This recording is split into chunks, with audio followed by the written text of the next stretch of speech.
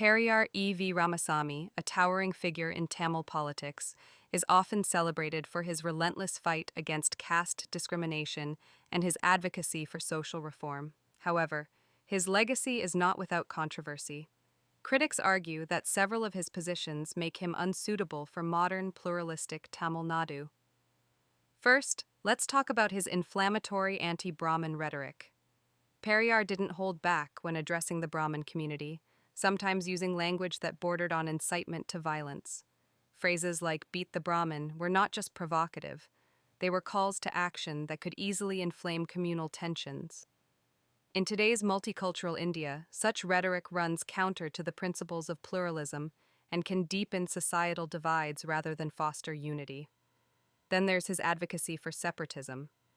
Periyar was known to support Dravida Nadu, a movement that sought a separate state for Dravidians. He even led dramatic acts like burning the constitution and maps of India, actions that landed him in jail.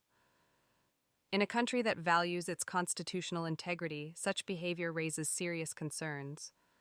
Open calls for secession can destabilize the political landscape, especially when coming from a prominent leader. Periyar's explicit atheism also adds another layer of complexity to his legacy. He systematically critiqued Hindu scriptures and temple practices, advocating for the removal of religion from social life. While rational critique is essential, his uncompromising stance alienates many, including both religious majorities and minorities. In a democratic society, leaders are expected to respect diverse beliefs while pushing for reform, and Periyar's approach risks backlash. His personal life, particularly his marriage to Annamalai in 1949, further complicates his image. Critics labeled this decision hypocritical, especially given his earlier advocacy for celibacy. This controversial choice led to a split within his movement and raised questions about his motives. In today's political climate, where leaders are scrutinized for their personal ethics, such perceived hypocrisy can undermine a reformer's moral authority.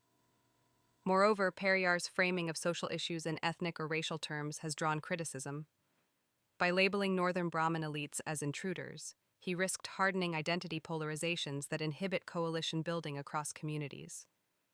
This kind of rhetoric can replace one hierarchy with another, rather than fostering the unity needed for social progress. Despite these criticisms, many still revere Periyar for his significant contributions to women's rights, the abolition of untouchability, and rationalist education. His efforts materially improved the lives of lower castes, and this positive legacy is why many Tamil political parties continue to honor him. It's crucial to contextualize some of his harsher rhetoric within the colonial-era caste oppression he faced. The radical tactics he employed were aimed at dismantling entrenched social control, and scholars debate whether his language should be condemned outright or understood as a product of its time. So, is Periyar unsuitable for today? If we measure him against the standards of ethical leadership in a pluralistic democracy, non-sectarian language, commitment to constitutional unity, respect for religious diversity, and avoidance of violence, then yes, several aspects of his rhetoric and actions are indeed problematic. Critics have valid points when they label him as unsuitable. However, if we focus on his legacy of progressive social reform, anti-caste policies, women's rights, and secular education, Periyar's ideas remain powerful and relevant.